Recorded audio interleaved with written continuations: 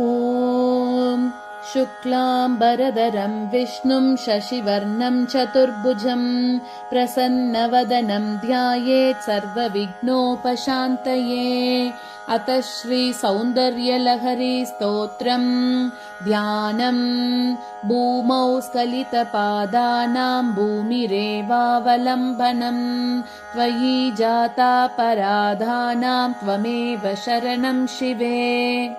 शिवशक्त्या युक्तो यदि भवति शक्तः प्रभवितुम् न चेदेवं देवो न खलु कुशलस्पन्दितुमपि। अतस्त्वामाराध्यां हरिहरविरिञ्चादिभिरपि प्रणन्तुं स्तोतुं वा कथमकृतपुण्यः प्रभवति।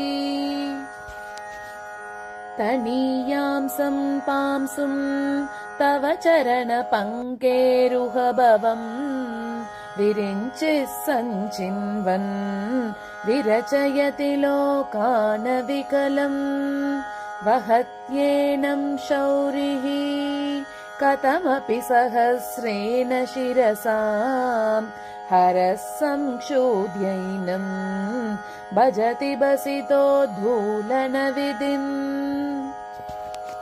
अविद्यानामन्तस्तिमिरमिहिरद्वीपनगरी जडानां चैतन्य स्तबकमकरन्दश्रुतिजरी दरिद्राणां चिन्तामणि गुणनिका जन्मजलदौ निमग्नानां दंश्रा मुररिपुवराहस्य भवति। त्वदन्यः पाणिभ्याम् अभयवरदो दैवतगणः त्वमेकानैवासि प्रकटितवराभीत्यभिनया। भयात्रातुं धातुं फलमपि च वाञ्छासमधिकम् शरण्ये लोकानां तव हि चरणावेव निपुणौ। हरिस्त्वामाराध्य प्रणतजनसौभाग्यजननीं पुराणारी भूत्वा पुररिपुमपि क्षोभमनयत्। स्मरोऽपि त्वां नत्वा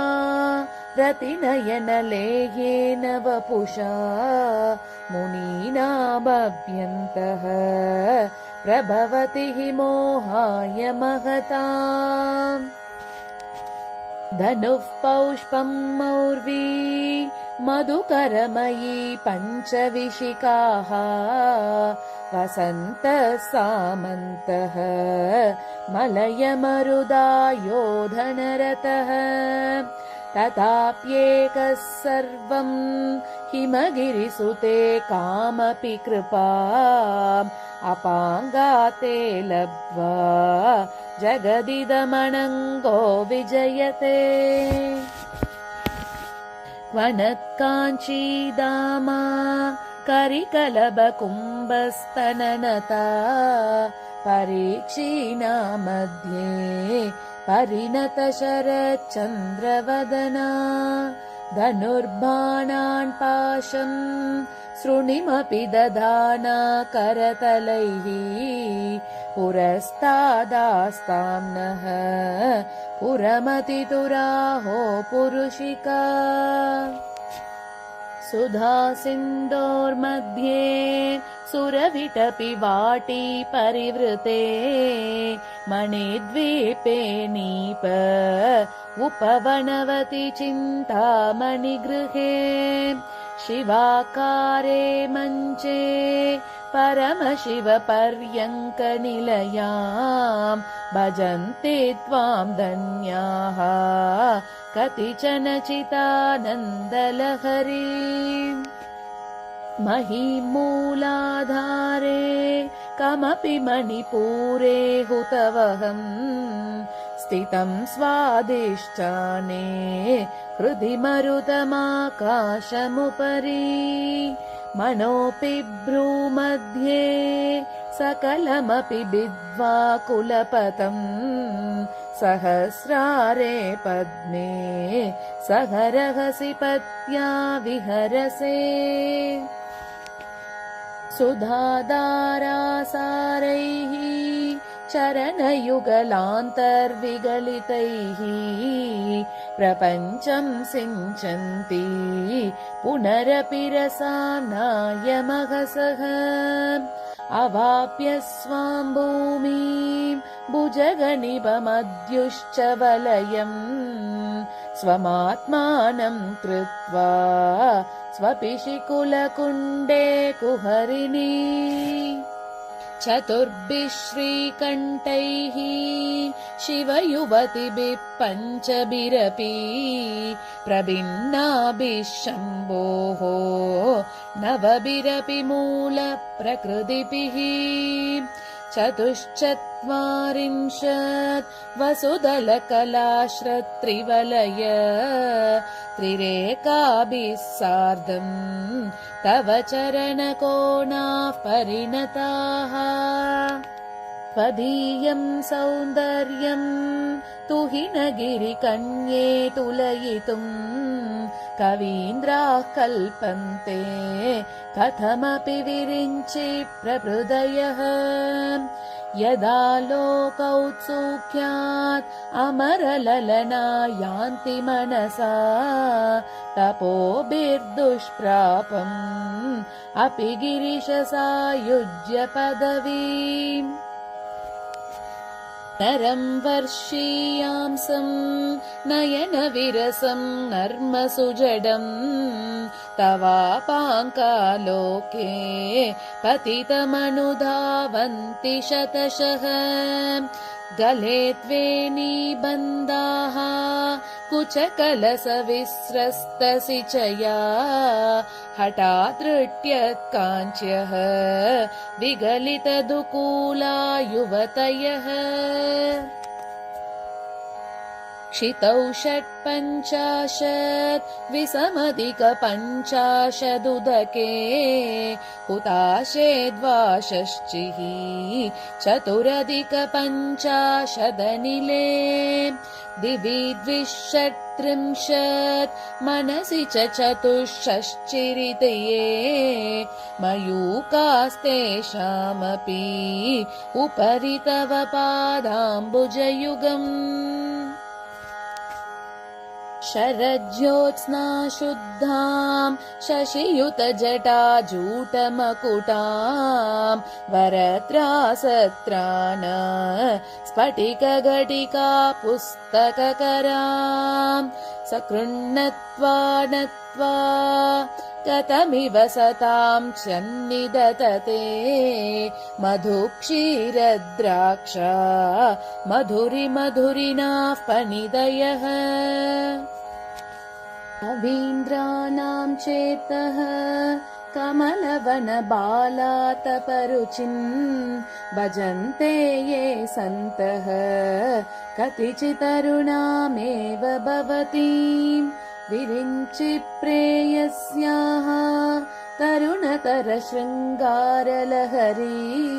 गभीराभिर्वाग्भिः विदधति सतां रञ्जनममी कवित्रीभिर्वाचां शशिमणिशिलाभङ्गरुचिभिः वशिन्याद्याभित्वां सहजननि सञ्चिन्तयति यः सकर्ता काव्यानां भवति महतां भङ्गिरुचिभिः वचोभिर्वाग्देवी वदनकमला मोदमधुरैः अनुच्चायाभिस्ते तरुणतरणे श्रीसरणिभिः दिवं सर्वामूर्वीम् अरुणिमणिमग्नां स्मरति यः भवन्त्यस्यत्रस्य वनहरिणशालीननयनाः सहोर्वश्यावश्याः कति कति न गीर्वाणगणिकाः मुखं बिन्दुं कृत्वा कुचयुगमदस्तस्य तददः हरार्धं ध्यायेद्यः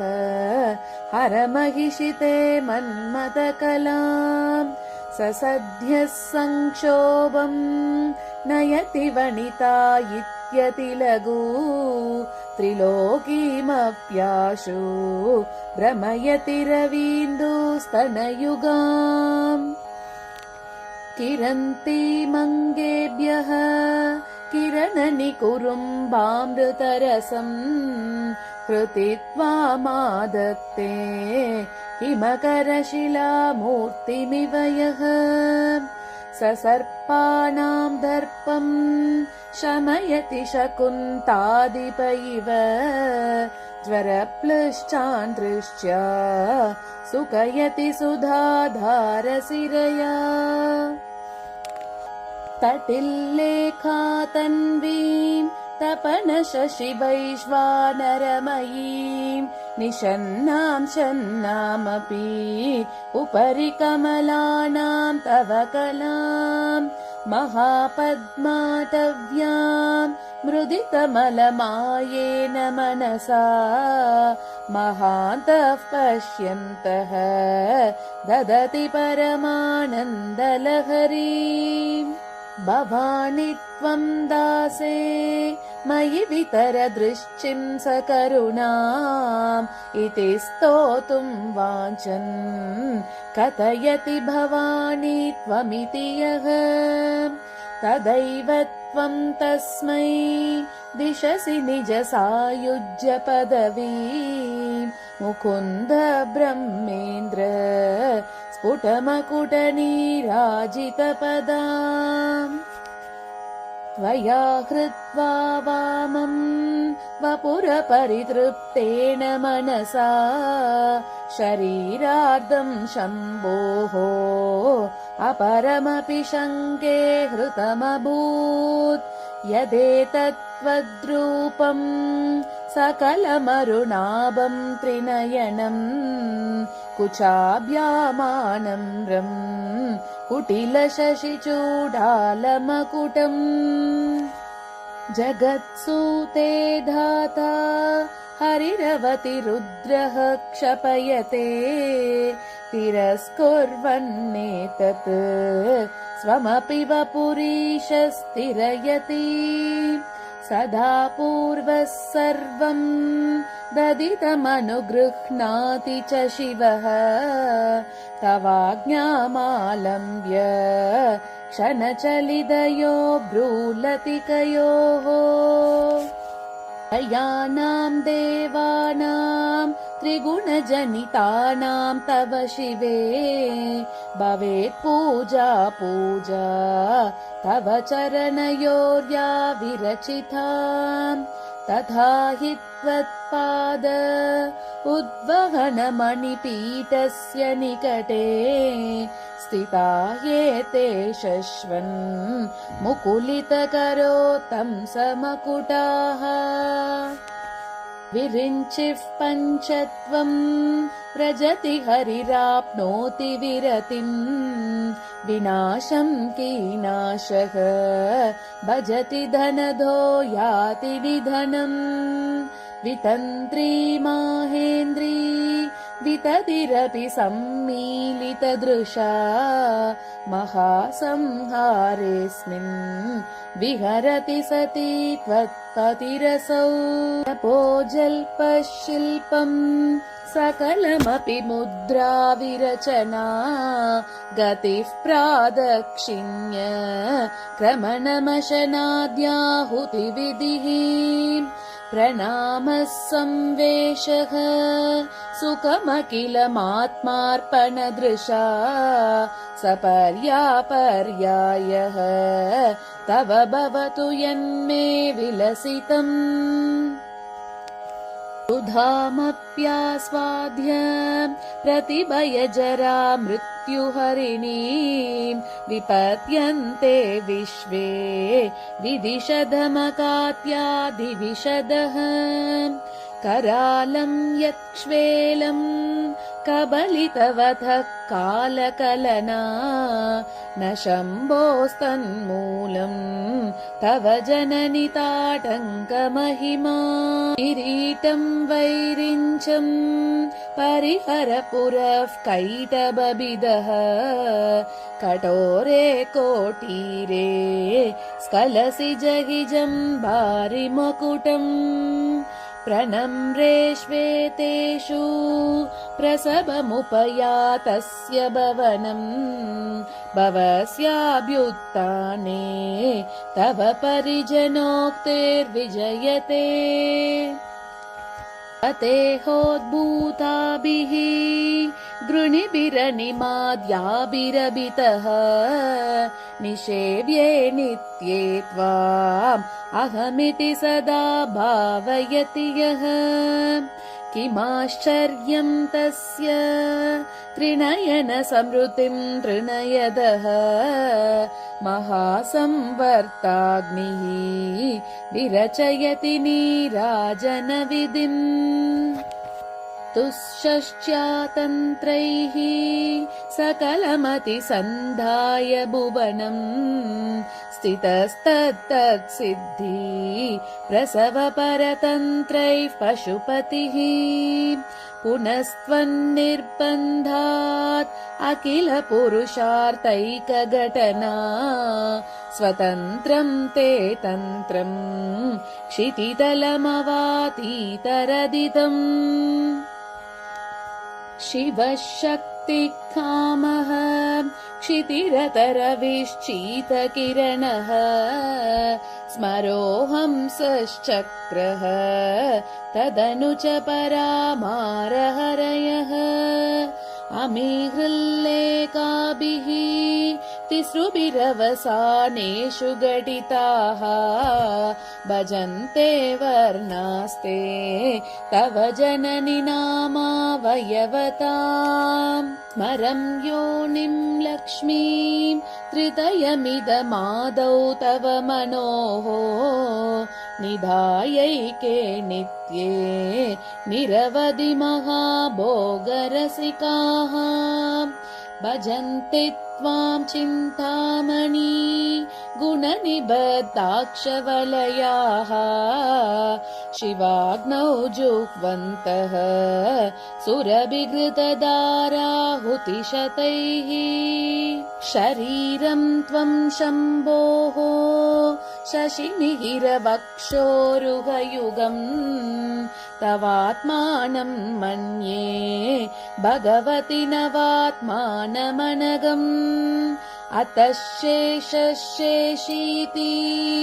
अयमुभयसाधारणतया स्थितः सम्बन्धो वां समरसपरानन्दपरयोः मनस्त्वं व्योमत्वं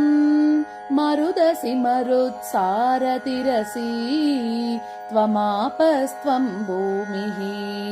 त्वयि परिणतायां न हि परम्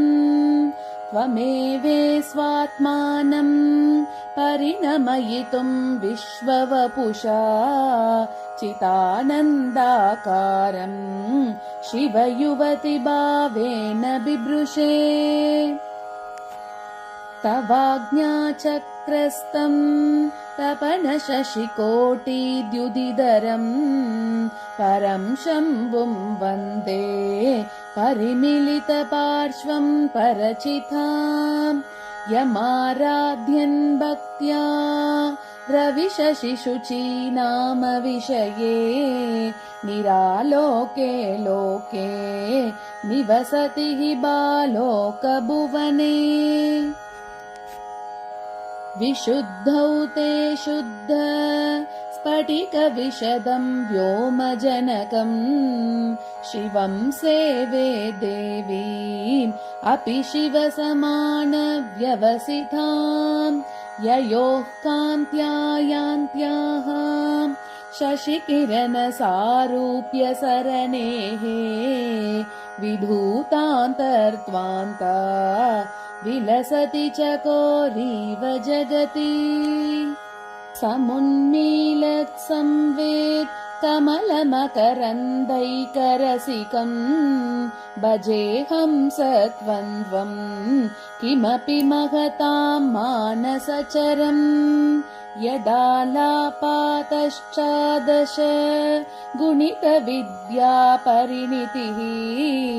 यदा दत्ते दोषात् गुणमखिलमद्भ्यः पय इव स्वस्वाधिष्ठाने कुतवहमधिष्ठाय निरतम् तमीडे संवर्तम् जननि महतीं तां च समयाम् यदा लोके लोकान् दहति महति क्रोधकलिते दयार्द्राया दृष्टिः शिशिरमुपचारं रशयति तटित्वन्तं शक्त्या तिमिरपरिपन्ते स्फुरनया स्फुरन्नानारत्न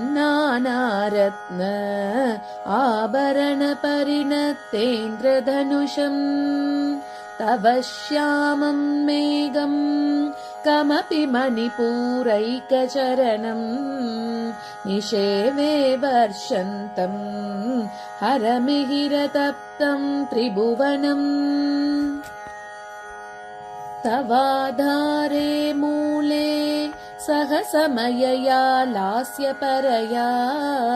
नवात्मानं मन्ये नवरसमहाताण्डवनटम् उभाभ्यामेताभ्याम् उदयविधिमुद्दिश्य दयया सनाताभ्यां जज्ञे जनकजननी मज्जगदितम् गतैर्माणिक्यत्वं गगनमणिभिः सान्त्रघटितम् किरीटं ते हैमम् हिमगिरिसुते कीर्तयति यः सनीडे यच्छायात् चुरणचबलं चन्द्रशकलम् धनुःशौनासीरम् किमिति न निबध्नाति दिशना धनोतुध्वान्तं नः तुलितदलितेन्दीवरवनम् घनस्निग्धश्लक्ष्णम् चिकुरनिकुरुम्बं तव शिवे यदीयं सौरभ्यं सहजमुपलब्धुं सुमनसः वसन्त्यस्मिन् मन्ये वलमतनवाटी विटपिना तनोदुक्षेमं नः तव वदन सौन्दर्यलहरी परिवाहस्रोतः सरनिरिव सीमन्तसरणिः वहन्ति सिन्दूरम् प्रबलकबरी भारतिमिर द्विषामृन्दैर्बन्दी कृतमिव नवीनार्गकिरणम् अरालैः स्वाभाव्यात् अलिकलबसश्रीविरलकैः परीतं ते वक्त्रम् परिहसति पङ्केरुहरुचिम् दरस्मेरे यस्मिन् दशनरुचि किञ्जल्करुचिरे सुगन्धौ माद्यन्ती स्मरदहनचक्षुर्मधुलिहः ललाटं लावण्य द्युतिविमलमाभाति तव यत् द्वितीयं तन्मन्ये मकुटघटितं चन्द्रशकलम् विपर्यासन्न्यासात् उभयमपि सम्भूय च मितः सुधालेपस्यूतिः परिणमतिराकाहिमकरः भ्रुवौ भुग्ने किञ्चित् भुवनभयभङ्गव्यसनिनी त्वदीये नेत्राभ्यां मधुकररुचिभ्यां धृतगुणम् धनुर्मन्ये सव्ये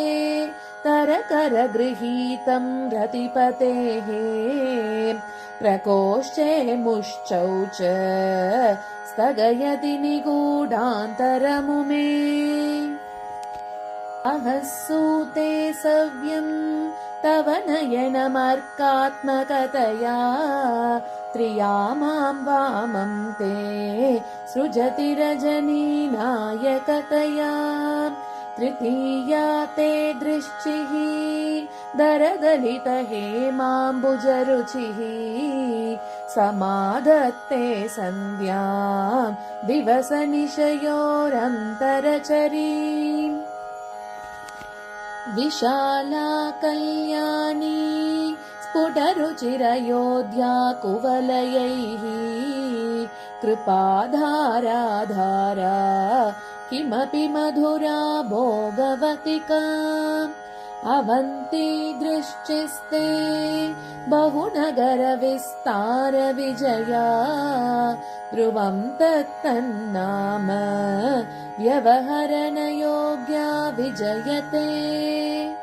अभीनां सन्दर्भ स्तबकमकरन्दैकरसिकम् कटाक्षव्याक्षेप भ्रमरकलभौ कर्णयुगलम् अमुञ्चन्तौ दृष्ट्वा तव नवरसास्वादतरलौ असूया संसर्गात् अलिकनयनं किञ्चिदरुणम् शिवे शृङ्गाराध्रा तदितरजने कुत्सनपरा सरोषा गङ्गायां गिरिशचरिते विस्मयवती हराहिभ्यो भीता सरसिरुह सौभाग्यजननी सखीषु स्मेराते मयि जननि दृश्चिः सकरुणा कथे कर्णाभ्यर्णम् गरुड इव पक्ष्माणि ददति पुराम्बेतुश्चित्त रशमरसविद्रावणबले इमे नेत्रे गोत्रा दरपतिकुलोत्तं सकलिके तवाकर्णाकृश्च स्मरशरविलासं कलयतः विभक्तत्रैवर्ण्यम् यतिकरितलीलाञ्जनतया विभाति त्वन्नेत्र त्रितयमिदमीशानदयिते पुनःस्रष्टुं देवान् गृहिण हरिरुद्रानुपरतान् रजः सत्त्वं बिभ्रत तम इति गुणानां त्रयमिव पवित्रीकर्तुं नः पशुपतिपराधीनहृदये दयामित्रैर्नेत्रैः अरुणधवलश्यामरुचिभिः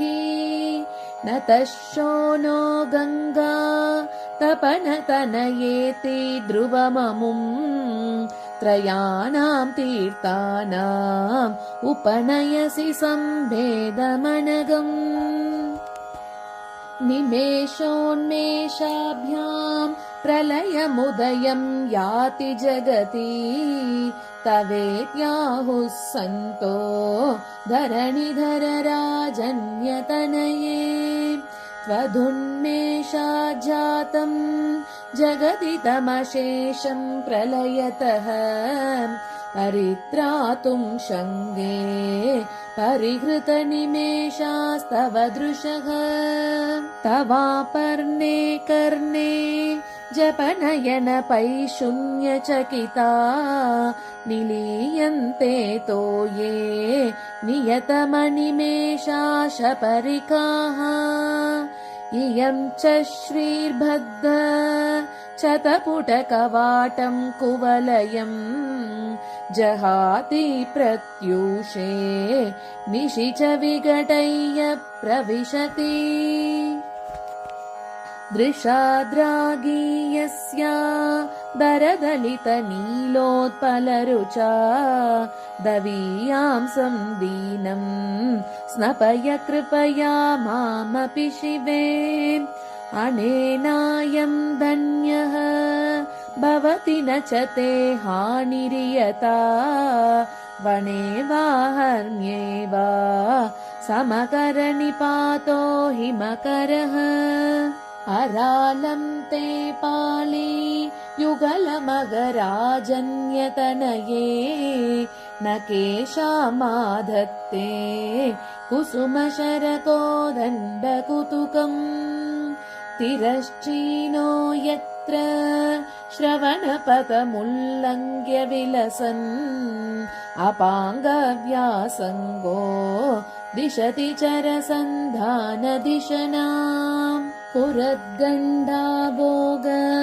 प्रतिफलितताटङ्कयुगलम् चतुश्चक्रम् मन्ये तव मुखमिदं मन्मथरथम् यमारुह्य दृह्यति अवनिरतमर्केन्तु चरणम् महावीरो मारः प्रमथपतये सज्जितवते सरस्वत्या सूक्तिः अमृतलहरी कौशलहरिः पिबन्त्या सर्वाणि श्रवणचुलुकाभ्यामविरलम् चमत्कारश्लाघा चलितशिरसः कुण्डलगनो जनत्कारैस्तारैः प्रतिवचनमाचश्चैव ते असौ नासा वंशः तुहिनगिरिवंशध्वजपटी द्वितीयो नेदीयः फलतु फलमस्माकमुचितम् वहत्यन्तर्मुक्ताः शिशिरकरनिश्वासगलितम् समृद्ध्यायत्तासाम् बहिरपि समुक्तामणिधरः प्रकृत्या रक्त्याः तव सुदति दन्तच्च दरुचेः प्रवक्ष्ये सादृश्यम् जनयतु फलम् विद्रुमलता न बिम्बम् तद्बिम्ब प्रतिफलनरागातरुणितम् तुलामद्यारोढुम् कथमिव विलज्जेत कलया मितज्योत्स्नाजालम् तव वदन चन्द्रस्य पिबताम् चकोरानामासीत् अतिरसतया चञ्चुजडिमा अतस्ते शीतांशोः अमृतलहरीमाम्लरुचयः पिबन्ति स्वच्छन्दम् निशि निशि भृशम् काञ्चिगतिया अविश्रान्तम् पत्योर्गुणगणकथाम् रेडन जपा पुष्पच्छाया तव जननि जिह्वा जयति सा यदग्रासीनायाः स्फटिकदृशदच्छच्च विमयी सरस्वत्या मूर्तिः परिणमति माणिक्यवपुषा रणे जित्वा दैत्यान् अपहृतशिरस्त्रैक्वचिभिः निवृत्तै चण्डांश त्रिपुरहरनिर्माल्य विमुखैः विशाक्तेन्द्रोपेन्द्रैः शशिविशदकर्पूरशकला विलीयन्ते मातः तव वदनताम्बूलकबला विपञ्च्या गायन्ति विविधमपदानं पशुपतेः द्वयारब्धे वक्तुम् चलितशिरसा साधुवचने दधीयैर्माधुर्यैः अपलपिततन्त्रीकलरवाम् निजां वीणां वाणी निचुलयति चोलेन निभृतम् कराग्रेण स्पृष्टम् तुहिनगिरिना वत्सलतया गिरीशेनोतस्तम् मुहुरदरबाणाकुलतया करग्राह्यं शम्भोः मुकुमुकुरवृन्तं गिरिसुते कथं कारं ब्रूमः तव चुबुकमौपम्यरहितम् भुजाश्लेषान्नित्यम् पुरदमयितुः कण्टकवती तव ग्रीवा दत्ते मुखकमलनालश्रियमियम् स्वतः श्वेताकाल अगुरुबहुल जम्बालमलिना मृणालीलालित्यम् वहति यतदोहारलतिका गलेरेकास्तिस्रः गतिगमकगीतैकनिपुणे विवाहव्यानद्ध प्रगुणगुणसङ्ख्या प्रतिभुवः विराजन्ते नाना विधमधुररागाकरभुवां त्रयाणां ग्रामाणां स्थितिनियमसीमान इव ते मृणाली मृद्वीनां तव भुजलतानां चतसृणां चतुर्भिः सौन्दर्यम् सरसिजभवस्तौति वदनैः नखेभ्यः सन्त्रस्यन् प्रथममदनादन्दकरिपोः चतुर्णां शीर्षाणां सममभयहस्तार्पणधिया नखानामुद्योतैः नवनलिनरागं विहसतां कराणां ते कान्तिं कथय कथयामः कथमुमे कयाचिद्वा साम्यं भजतु कलया हन्तकमलं यदि क्रीडल्लक्ष्मी चरणतललाक्षारसचनम् समं देवि स्कन्द विपवदन पीतं स्तनयुगम् तवेदं न खेदम् हरतु सततं प्रस्नुतमुखम् यदा लोक्याशङ्का कुलितहृदयो हासजनकः स्वकुम्भौ हेरम्बः परिमृशति हस्तेन जडिति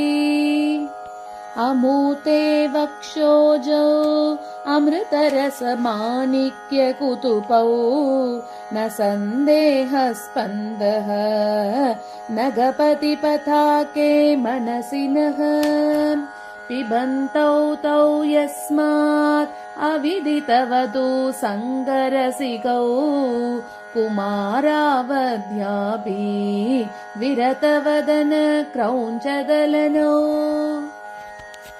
अहत्यम्बस्तम्बेर् अमदनुज कुम्भ प्रकृतिभिः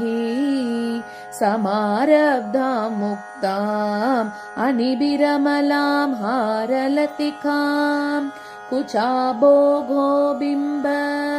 अधररुचिभिरन्तशबलितां प्रतापव्यामिश्रां पुरधमयितुः कीर्तिमिवते तव स्तन्यं मन्ये धरणिधर कन्ये हृदयतः पयः पारावारः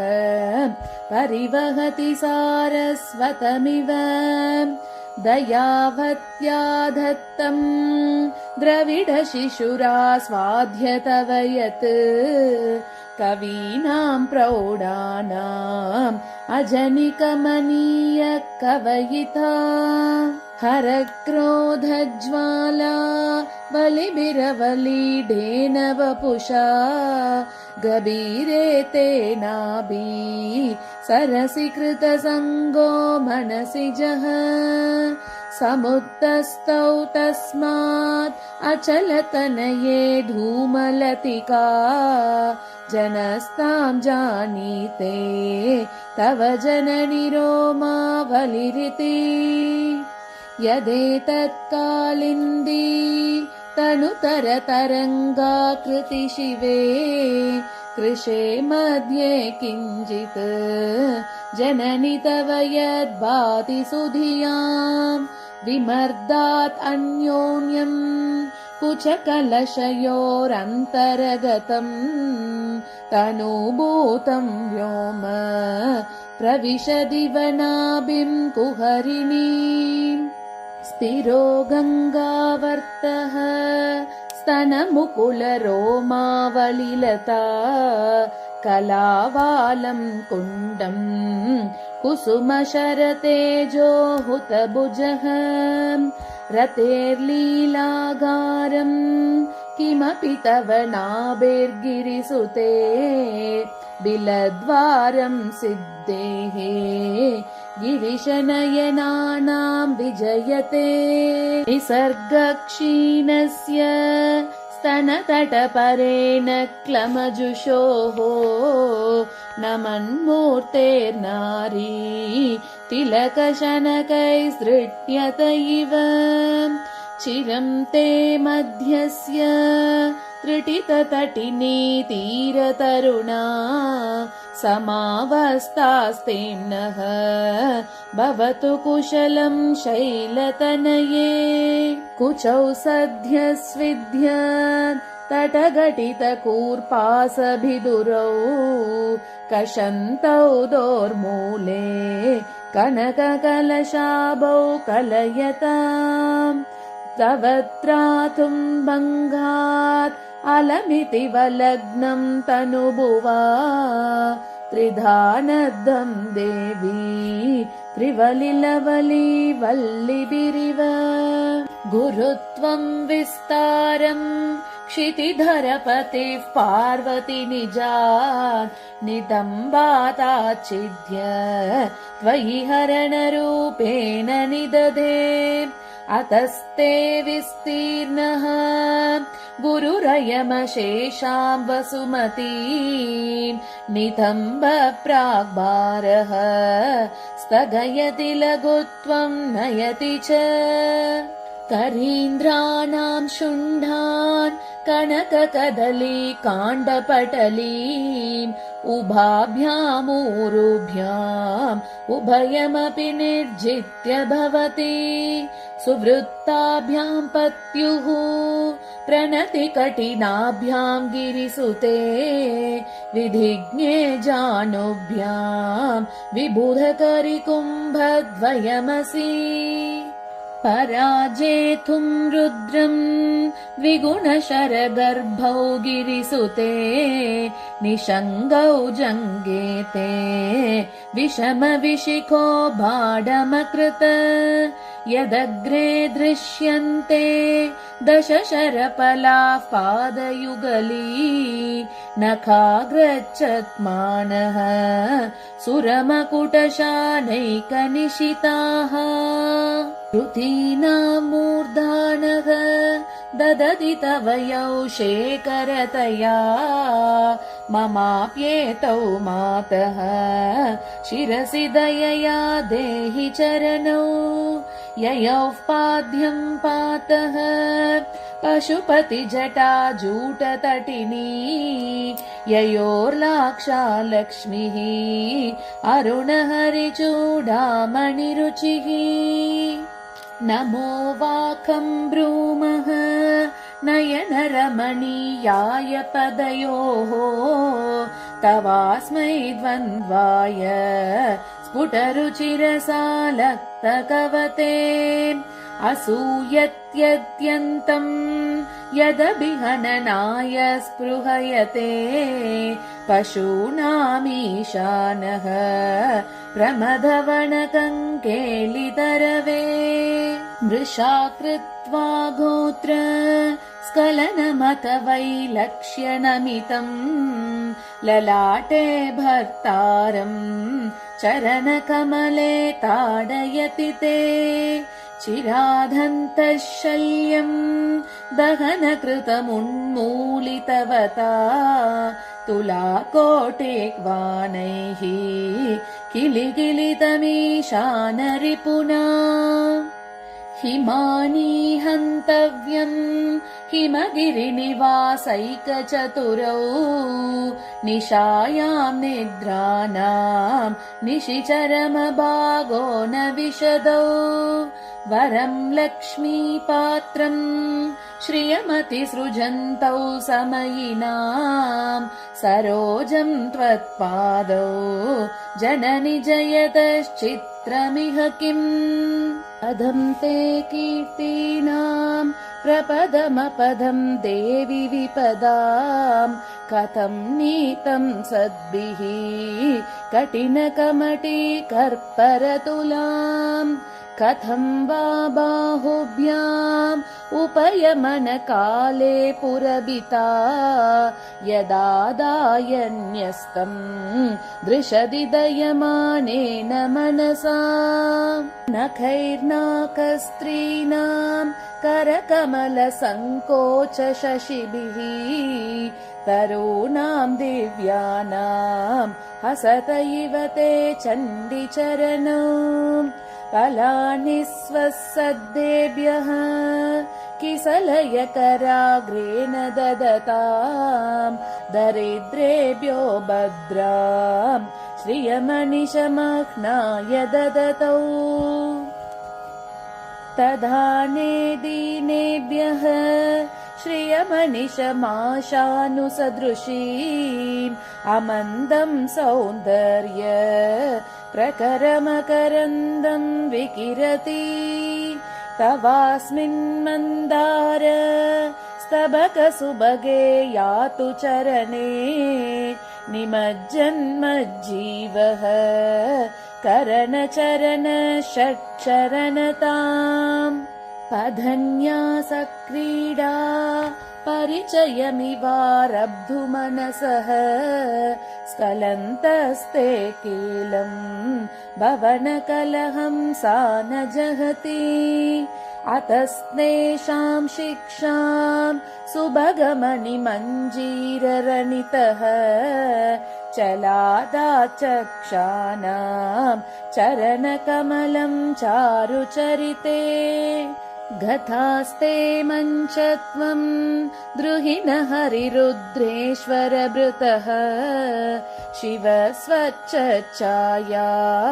घटितकपट प्रच्छदपटः त्वदीयानाम् भासाम् प्रतिफलनरागारुणतया शरीरे शृङ्गारः रस इव दृशाम् दोग्धिकुतुकम्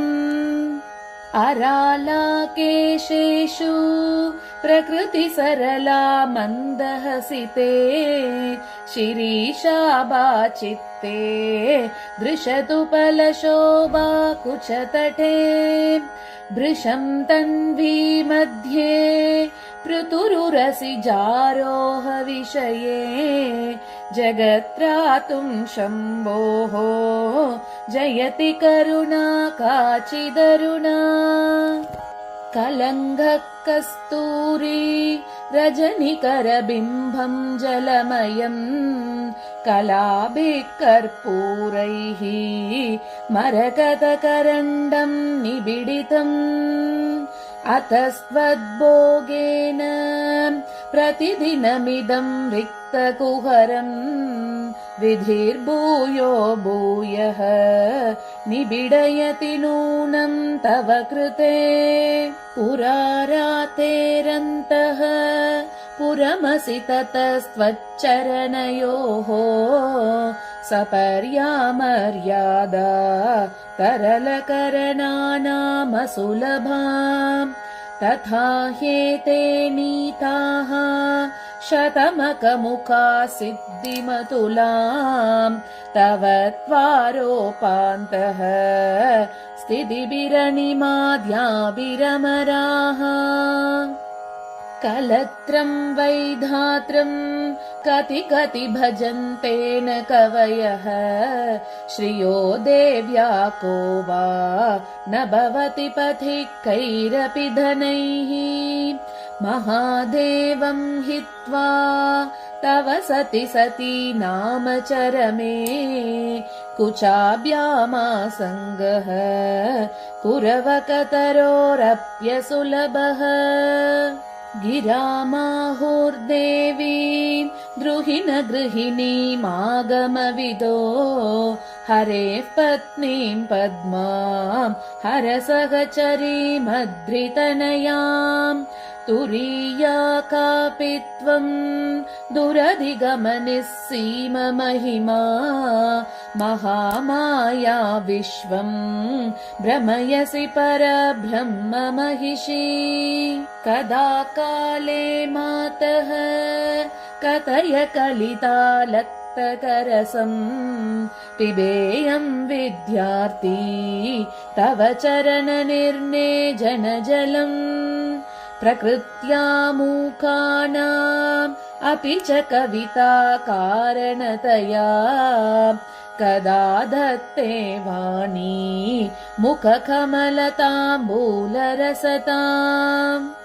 सरस्वत्या लक्ष्म्या